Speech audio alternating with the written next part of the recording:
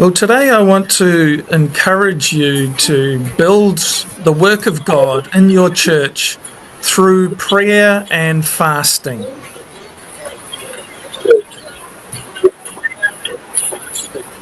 ఇక్కడ చూసినట్లయితే మన జీవితాలు మన సంఘాలను ఎదగాలంటే ఆత్మీయ జీవితంలోకి ఇంకా వృద్ధి అవ్వాలంటే రెండు పాయింట్లు, ఒకటి ప్రేయరు, ఒకటి ప్రార్థన, రెండోది ఉపవాసం వల్ల మన యొక్క సంఘాలను ఉజ్జీవింపచేసుకోగలరు. There are so many great examples of prayer and fasting in the Bible, but today I want to look at the example of fasting from the book of Joel. Yes, Bible గ్రంథంలో అనేక మంది మనం చూడగలుగుతున్నాం. ఆయన ప్రార్థన వల్ల పొందుకునే శక్తిని ప్రార్థన వల్ల పొందుకునేవారు, అలాగే ఉపవాసం ద్వారా శక్తిని పొందుకునేవారు అనేక మంది బైబిల్ గ్రంథంలో మనం చూడగలుగుతున్నాం. Going to pick out 3 Bible verses from the book of Joel, and the first one is Joel chapter 1 verse 14. ఉపవాస దినము ప్రతిష్ఠించుడి, వ్రత దినము ఏర్పరచుడి, యెహోవాను బ్రతిమాలుకొనుటకే పెద్దలను దేశంలో ఉన్న జనులందరినీ మీ దేవుడిని యెహోవా మందిరంలో సమకూర్చుడి. ఆమేన్. So it's said that we are to declare a holy fast unto God, and then we're to call the church together. Yes, ఇక్కడ చూసినట్లయితే మనము ప్రతిరోజు ఉపవాసం ప్రార్థన చేస్తాం. అటు రీతిగానే ఉపవాస దినము ప్రతిష్ఠించుడి అంటే సంఘముతో అలాగే పెద్దలతో జనులందరితో సమకూర్చి ఉపవాసం ఉండి ప్రార్థించమని దేని వాక్యం చదివిస్తుంది. And God's people are to meet together to pray and fast, to cry out to the Lord. Yes, ఇక్కడ చూసినట్లయితే పెద్దలను జనులందరూ కలిసి సమకూర్చబడి ఉపవాస ప్రార్థన చేయమని దేని వాక్యం చదివిస్తుంది. The next verse is Joel chapter 2 verse 12. ఇప్పుడైనా మీరు ఉపవాసం నుండి కన్నీరు విడుచు దుఃఖించుచు మనవపూర్వకంగా తిరిగి నాయకుడికి రండి, ఇది యెహోవా వాక్కు. ఆమేన్. So this is the second call to fast, but it's for the purpose of turning our hearts fully to the Lord. చూడండి, ఉపవాసం కొరకు రెండో పిలుపుగా మనం చూడగలుగుతున్నాం. And the people of Israel needed to weep before God in order to repent of their backsliding and to recommit their lives to the purposes of God. ఇక్కడ చూసినట్లయితే Israel ప్రజలందరికీ పశ్చాత్తాపం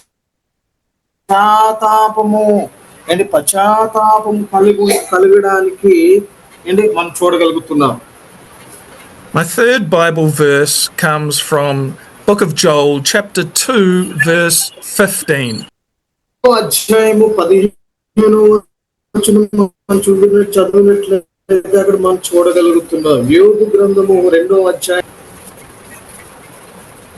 So this is the third time in the book of Joel that there is a call for fasting, to set aside unto God a special time of fasting.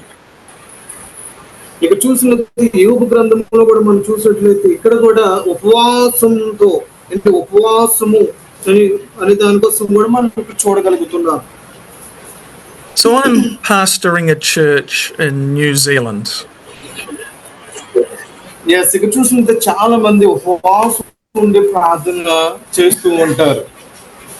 And this week we had 2 special days. We had Thursday, you could say a day of feasting, a day of celebration, and then Friday, a day of fasting.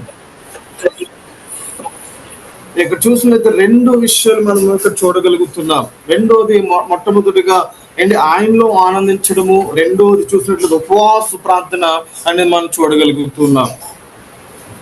First of all, why did we have a day of celebration, a day of eating, meeting together and celebrating?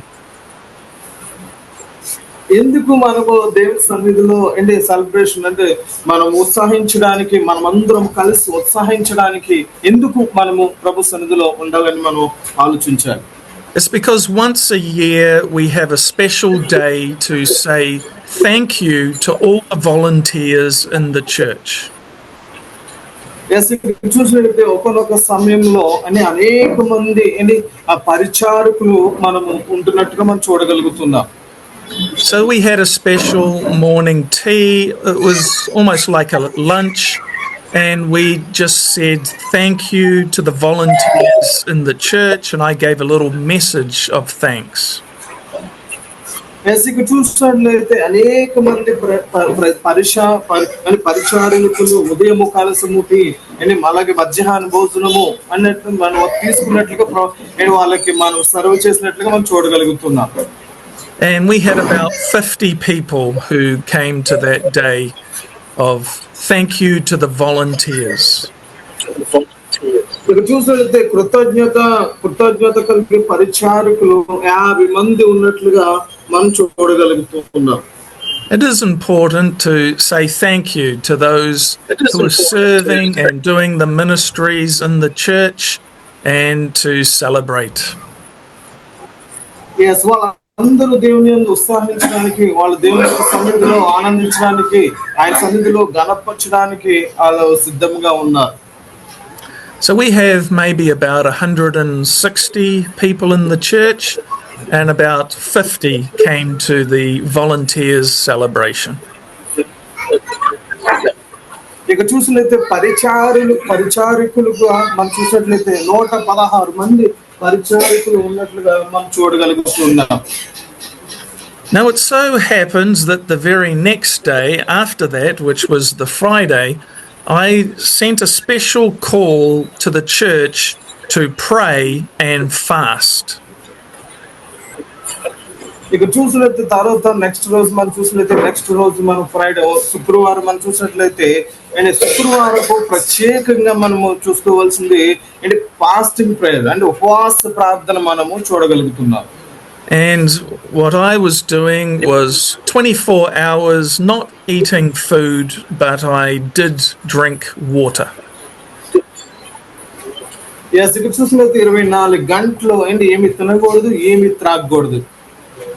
I have a lot of older people in the church, so I left it up to them how much they want to fast. It's really each person's choice what type of fast they want to do. Yes, ఇక్కడ చూసినట్లయితే వాళ్ళ యొక్క చాలా మంది పెద్దలు కానీ జనులు కానీ ప్రతి ఒక్క చాలా మంది ఉన్నారు కానీ వాళ్ళు చూస్ చేసుకుంటున్నారు. వాళ్ళ యొక్క ఆలోచనలు నేను ఈ రోజు ఫాస్టింగ్ ఉండాలని అనుకున్న వారందరూ ఫాస్టింగ్ ఉండడానికి ప్రయత్నం చేస్తున్నారు. And then we met together, which was actually last night, and then we had a special time of prayer. Yes, ఇక్కడ చూసినట్లయితే గడిచిన శుక్రవారము మనం చూసినట్లయితే గడిచిన శుక్రవారం నేను కూడా ఫాస్టింగ్ ఉండడం జరిగింది. 50 people had come for the feasting celebration, but only 30 people came for the prayer and fasting. Yes కొంతమంది ప్రజలు ఫాస్టింగ్ ఉపవాసం ఉండి ప్రార్థన చేస్తారు. కొంతమంది పీపుల్ ఉపవాసం ఉండకుండా ప్రార్థన చేస్తూ ఉంటారు. Seems that more people like the feasting and the celebration side, and less people like to do the prayer and fasting. Yes కొంతమంది చూడండి కొంతమంది ఏం చేస్తారండి తినేసి ఫాస్టింగ్ ఉండాలని అనుకుంటారు కానీ ఉండలేరు. కానీ కొంతమంది అయితే తినకుండా దేవుని యొక్క సేవ నిమిత్తము దేవుని పరిచర్య కోసము దేవుని యొక్క ఆశీర్వాదం కోసము ఫాస్టింగ్ ఉండడానికి ప్రయత్నం చేస్తారు. But the prophet Joel was calling the people of Israel to fast, just as there are special times when we have to call the church to fast. ఇక్కడ చూసినట్లయితే ఏబేలు గ్రంథంలో మనం చూసినట్లయితే ఇజ్రాయెల్ ప్రజలకు ఉపవాస ప్రార్థన తెలియచేయడానికి మనం చూడగలుగుతున్నాం. Well, the prophet Joel had a very interesting ministry, and his book, being in the Old Testament, but being prophecy, speaks to us about the end times. ఇక్కడ చూసినట్లయితే ఏబేలు గ్రంథంలో ఏబేలు ప్రవక్త ఎంతగానో చాలా ఇంట్రెస్ట్ అయిన పరిచర్య మనం చూడగలుగుతున్నాం. So the book of Joel is very relevant and important for us today. ఇక్కడ చూసినట్లయితే ఏబేల్ గ్రంథం కూడా ఎంతో ప్రాముఖ్యత కలిగిన గ్రంథంగా మనం చూడగలుగుతున్నాం. అందులో ఉన్న సత్యాలు మనం నేర్చుకున్నట్లయితే ఎంతో అద్భుతంగా మనం మార్చబడతాం.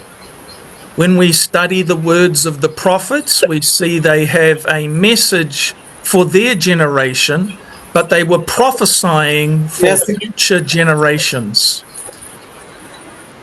ఇక్కడ చూసినట్లయితే మనము ప్రవక్తల గ్రంథం మనం చదివినట్లయితే ఆ ప్రవక్తల గ్రంథంలోంచి మనం ప్రవచనాలు మనము స్వాధీనపరచుకోగలుగుతాం. ఆ ప్రవచనాల గ్రంథంలోంచి అనేక విషయాలు, అప్పుడున్న విషయాలు ఎప్పుడు కూడా దేవుడు చేస్తున్న నమ్మకంతో మనం కలిగి ఉండాలి. So the prophet Joel was giving a warning to the people of his day that they needed to repent, otherwise they would be under judgment by the Assyrians and the Babylonians. ఇక్కడ చూసినట్లయితే Abel గ్రంథంలో మనం చూసినట్లయితే Syria వాళ్ళకి, Syria ప్రజలకు, Babylon ప్రజలకు కూడా మనకి ఇక్కడ అంటే ఉపవాసం కోసం వాళ్ళకి తెలియజేయడం జరుగుతుంది.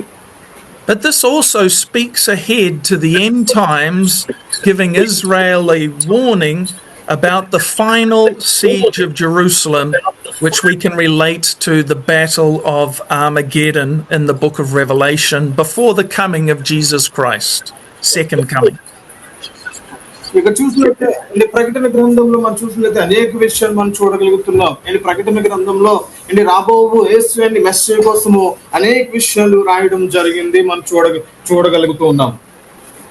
And Joel warns the drunkards to repent and to weep and to turn away from that sin of drunkenness. ఇక్కడ చూసినట్లయితే జోబ్ అండ్ ఏబు గ్రంథంలో మనం చూసినట్లయితే పశ్చాత్తాపం కోసం మనము అక్కడ మనం చూడగలుగుతూ ఉన్నాం. I've had 4 missions trips to India, and in one of my missions trips to Andhra Pradesh, I had to warn the men to turn away from the sin of drunkenness. ఇక్కడ చూసినట్లయితే నాకు ఒక ఆంధ్రప్రదేశ్ లో ఒక మినిస్ట్రీ ఉంది. ఆ మినిస్ట్రీలో చాలా మంది, ఆ ప్రాంతంలో చాలా మంది తాగుబోతులు మనం చూడగలుగుతూ ఉన్నారు. Now the prophet Joel also warns the priests, you could say the pastors, that they needed to mourn and repent and get more serious for God. ఇక్కడ చూసినట్లయితే అనేక మంది యేసు తత్వం తిరగడానికి వారికి ఇష్టపడటం లేదు. So it seems that in Israel, many of the priests were only having a half-hearted walk with God, and they needed to renew their commitment to the Lord. ఇక్కడ చూసినట్లయితే ఇజ్రాయెల్ ప్రజలు కూడా అనేక మంది అన్ని ఆజ్ఞలకు లోబడి ఉన్నారు, అనేక మంది ఆజ్ఞల ద్వారా నడిచేవారు ఉన్నారని మన బైబిల్ వాక్యం చూడగలుగుతున్నాం. And this is why the priests needed to fast, and we could say why the pastors, we need to continue to pray and fast and seek God's face. సేవకులుగా మనము ఉండవలసింది చాలా అవసరము. ఉపవాస ప్రార్థన వల్ల చాలా అవసరాలు, ఉపవాస ప్రార్థన అనేక అవసరాలు మనం తీర్చబడితే ఉపవాసం ద్వారా మన ఆత్మీయతలోనికి నడవడానికి దేవుడు ఎంతగానో కృప చూపుతూ ఉంటాడు. Because church leaders must be the good examples, must lead the way, and must be faithful and true servants of the Lord. చూసినట్లయితే సంఘంలో ఉన్న నాయకులుగా, సంఘంలో ఉన్న సేవకులుగా, ఇది ఒక ఎగ్జాంపుల్ గా నేను చెప్పగలుగుతున్నాను. సంఘంలో ఉన్న సేవకులుగా ఉపవాసం ఉండి ప్రార్థన చేస్తే దేవుడు ఎంతగానో ఆశీర్వదిస్తాడు. And the people of Israel were also to cry out to God that God would not permit a heathen nation to take over their land and for Israel to be under the rule of other nations. ఇక్కడ చూసినట్లయితే Israel ప్రజలు కూడా దేవుని యొక్క వాక్యమందు, దేవుని యొక్క వాక్యంలో వాళ్ళు ఎదుగబడి ఉన్నారు. వాక్యం వారికి తెలిసి ఉన్నది. It was not God's will for Israel to be taken over by other nations, but it would happen if Israel sinned and would not repent of their sins. ఇక్కడ చూసినట్లయితే అనేక చూసినట్లయితే వాళ్ళ యొక్క పశ్చాత్తాపం పొందలేని స్థితిలో ఉన్నారు. అనేక మంది, చాలా మంది ఇజ్రాయెల్ ప్రజలు పశ్చాత్తాపం పొందలేని స్థితిలో ఉన్నారు. అందుకే వాళ్ళు దేశానికి చేరలేకపోయి ఉన్నారు. And really, Israel failed to cry out to God in this way because they were judged. They were taken over by the Assyrians and then secondly the Babylonians. ఇక్కడ చూసినట్లయితే మనకు చూసినట్లయితే ఇజ్రాయెల్ ప్రజలు దేవుని యందు భయభక్తి కలిగిన వారే, కానీ వాళ్ళు దేవుని ఎదుట పశ్చాత్తాపం పొందలేని వారిగా, దేవుని ఎదుట పశ్చాత్తాపం లేని స్థితిలో వాళ్ళు జీవిస్తూ ఉన్నారు. And we know that when Jesus Christ was born on this earth, Israel was under the rulership of the Romans. ఇక్కడ చూసినట్లయితే ఇజ్రాయెల్ ప్రజలు యేసు ప్రభు జన్మకు ముందు వాళ్ళు ఏ ప్రాంతంలో ఉన్నారంటే, ఏ పరిపాలనలో ఉన్నారంటే రోమా పరిపాలనలో ఉన్నట్లుగా మనం చూడగలుగుతున్నాం. If Israel had been faithful and true to God, that would not have happened. ఇక్కడ చూసినట్లయితే వాళ్ళు పశ్చాత్తాపం లేని వారు ఉన్నట్లయితే దేవుని యొక్క మేలు పొందలేని స్థితిలో ఉన్నారు. అయితే పశ్చాత్తాపం కలిగి ఉన్నారో వాళ్ళు మేలు చూసేవారుగా ఉన్నట్లుగా మనం చూడగలుగుతున్నాం. But because of their sin, their backsliding, God had to discipline Israel in that way. ఎక్కడ చూసినట్లయితే వాళ్ళు పశ్చాత్తాపం లేని స్థితిలో ఉన్నారు. ఎందువల్లంటే వాళ్ళకి ఇజ్రాయెల్ ప్రజలు దేవుని ఎదుట పశ్చాత్తాపం లేని స్థితిలో ఉన్నారు. దేవుడు అంటే లెక్కలేని స్థితిలో వాళ్ళు ఉన్నారు. So the prophet Joel was warning Israel that a day of darkness and gloom and judgment would come upon them if they do not repent of their sins. ఇక్కడ చూసినట్లయితే వాళ్ళు కూడా యోబు గ్రంథంలో చూసినట్లయితే వాళ్ళు కూడా దేవుని యందు నమ్మకం కలిగి, యథార్థత కలిగి, పశ్చాత్తాపంతో వాళ్ళు జీవించగలుగుతూ ఉన్నారు. And this repentance had to start with the priests. ఇక్కడ చూసినట్లయితే మనం పశ్చాత్తాపం మనం పొందాలంటే దేని ద్వారా అవుతుందంటే ప్రార్థన వల్లే మనం పశ్చాత్తాపం పొందగలుగుతాం. The priests needed to fully open their hearts to God and cry out to God's prayer and fasting. ఇక్కడ చూసినట్లయితే మనము ఎప్పుడైతే పశ్చాత్తాపం కలిగి మనం అనుకున్నట్లయితే మనము ఉపవాసం ద్వారా మన పశ్చాత్తాపం మనం కలిగి ఉంటాం. Another very important and powerful message in the book of Joel is about the outpouring of the Holy Spirit. ఇక్కడ చూసినట్లయితే యోబు గ్రంథంలో చూసినట్లయితే అక్కడ మనం కొన్ని విషయాలు మనం అర్థం చేసుకున్నట్లయితే పరిశుద్ధాత్ముడు మనతో మాట్లాడుతూ ఉన్నాడు. So on one side of the message of the book of Joel is repentance, prayer and fasting, but the other side of the message of the book of Joel is mighty revival and outpouring of the power of the Holy Spirit. ఇక్కడ చూసినట్లయితే మనము దేని వాక్యం మనం వినాలంటే, మన దేని వాక్యం ధ్యానించాలంటే మనకు చాలా అవసరం. పరిశుద్ధాత్మ దేవుడు మనకు చాలా అవసరము. కాబట్టి మనం ఏం చేయాలంటే ఉపవాసం ఉండి మనం పశ్చాత్తాపం కలిగి ప్రభు ఎదుట ఉన్నట్లయితే ఆయన మనల్ని ఎంతగానో ఆశీర్వదించడానికి సిద్ధంగా ఉన్నారు.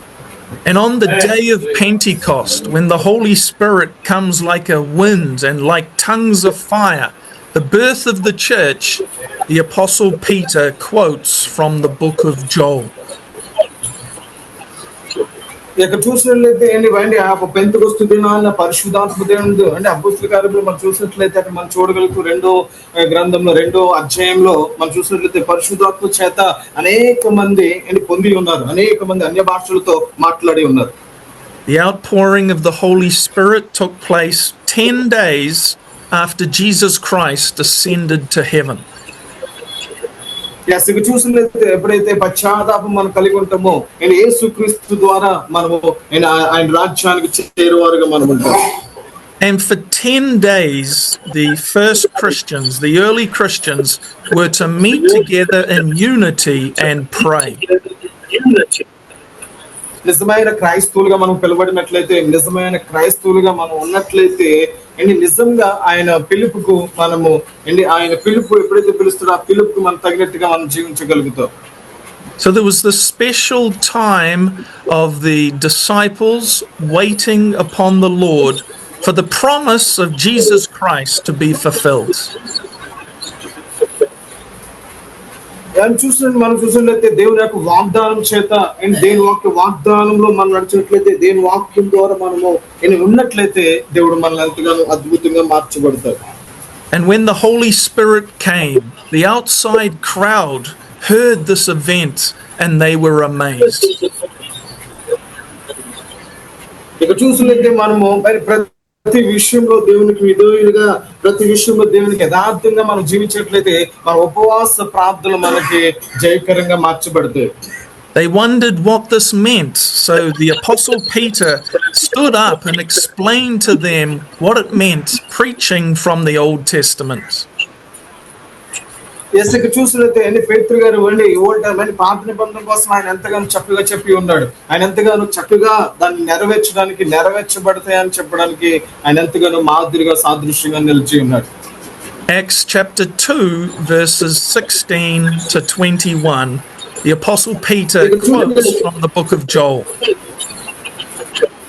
చూసినట్లయితే అపోస్తల కార్యంలో 2:16 పాత నిబంధన కోసము పేతురు గారు ఈ విధంగా చెప్పి ఉన్నారు. Let's read Acts chapter 2 verses 16 to 21.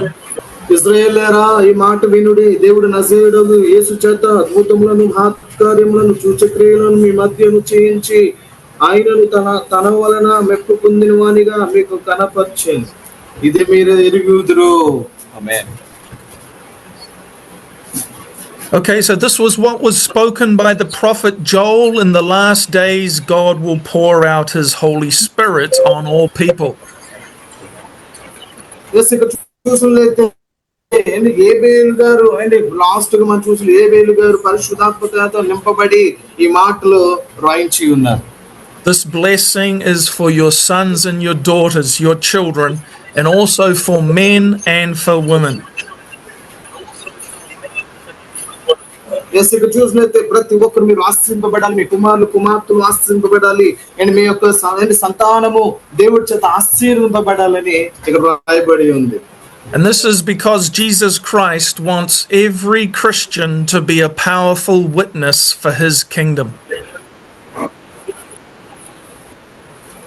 చూసినట్లయితే యేసుక్రీస్తు సాక్షులుగా మనం అందరం ఉండాలని, యేసుక్రీస్తు సాక్షులుగా మనం జీవించాలని ఆయన కొరకు ప్రతి వారుగా మనం ఉండాలి. On the day of Pentecost, there was only a partial fulfillment of this promise, because that was just an outpouring of the Holy Spirit upon Jerusalem.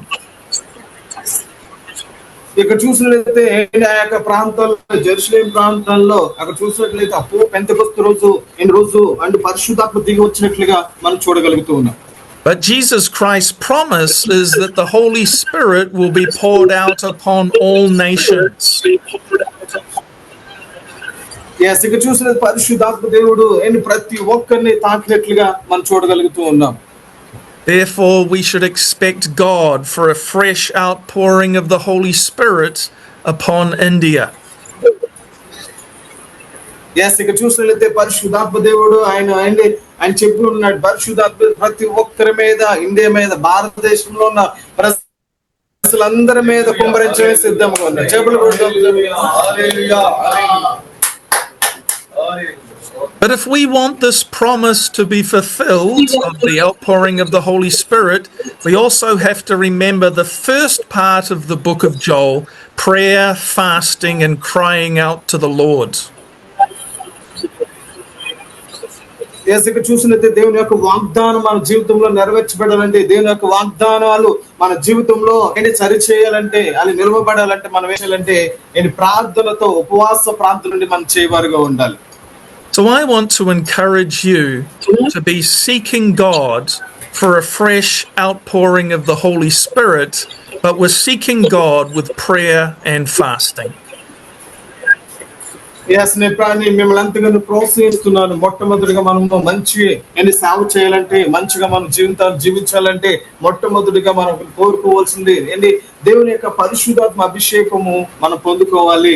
రెండోది ఉపవాస ప్రార్థన అనేది మన జీవితంలో ఉండాలని మనం చేస్తూ ఉన్నాం. As I said, in my own church, it seems that more people like feasting and celebrating than they do praying and fasting. Yes ఇక్కడ చూసినట్లయితే చాలా మంది సంఘాల్లో చాలా మా యొక్క సంఘాల్లో చూసినట్లయితే ఏంటి దేవుని యందు సంతోషించడం జరుగుతుంది, తర్వాత ఉపవాసం ఉండి ప్రార్థన చేయడము, చాలా చాలా చాలా చాలా చాలా ఫాస్టింగ్ ఉండి ప్రార్థన చేయడం అనేది జరుగుతూ ఉంటది. But I was very pleased that there were still about 30 people who came and we met together to seek God and to pray. Yes ఇక్కడ చూసినట్లయితే 50 మంది ప్రజలు కలిసి ఆ పరిశుద్ధాత్మ దేవునిలో ప్రతి ఒక్కరు ఉపవాసం ఉండి ప్రార్థన చేయడం మనం చూడగలుగుతూ ఉన్నాం. Here in New Zealand, we're actually in the middle of winter at the moment, so it's very cold. Yes ఆయన దేశంలో న్యూజిలాండ్ దేశంలో వింటర్ చలికాలం మధ్యలో ఆయన ఉండి ఉన్నారు. And when you do fasting in the middle of winter, when it's very cold, it actually makes you feel more cold. Yes ఇక్కడ చూసినట్లయితే వింటర్ చలికాలంలో ఫాస్టింగ్ ఉండడం అనేది చాలా చాలా క్లిష్టమైన పరిస్థితిలో ఉన్నాయి. Maybe you don't have that problem where you live, because I think where you live is so hot compared to where I live. Yes నేను అనుకుంటున్నాను మాకైతే చల్లగా ఉంది కానీ మీకైతే చాలా వేడిగా ఉందని నేను గమనిస్తూ ఉన్నాను. But some of the people who came to the prayer last night were feeling very cold because they had been fasting. But praise God that they were committed to come and pray. గడిచిన రోజు మనం చూసినట్లయితే fasting అని Friday శుక్రవారము ప్రార్థనలో చాలా మంది ఉపవాసం ఉండడానికి చాలా ప్రయత్నం చేస్తారు, కానీ ఇక్కడ ఉన్న పరిస్థితిని బట్టి కొంతమంది ఉండలేకపోయే స్థితిలో ఉన్నారు. And thankfully we had a very powerful prayer meeting last night. Yes, last night గడిచిన రాత్రి మేమందరము చక్కని ఉపవాస ప్రార్థన మేము కలిగి ఉన్నాం. And I want to encourage you to have very powerful prayer meetings in your churches. Yes నేను ఎంతగానో ప్రోత్సహిస్తున్నాను. ప్రార్థన సహవాసం అనేది చాలా ఇంపార్టెంట్. మీ సంఘంలో కూడా ప్రార్థన సహవాసము కలిగి ఉండాలని మనం చేస్తూ ఉన్నాం. Jesus is a mighty, powerful Savior. Yes ఆయన యేసుక్రీస్తు యేసయ్య చాలా అద్భుతం కలిగిన దేవుడు. యేసయ్య చాలా ఉన్నతమైన దేవుడిగా మేము చెప్తూ ఉన్నాను. But just as Jesus needed Israel to be faithful to him and to seek his face, Jesus needs the church faithful to him and seek his face. ఇక్కడ చూసినట్లయితే యేసయ్య దేవుని యొక్క సంఘము చాలా అవసరం. యేసయ్య సంఘంలో చాలా అవసరము. ఇశ్రాయేల్ ప్రజల్లో కూడా యేసయ్య సంఘంలో చాలా అవసరమని దేని వాక్యం చదివిస్తుంది. We want every Christian to be the strong Christian and the true Christian.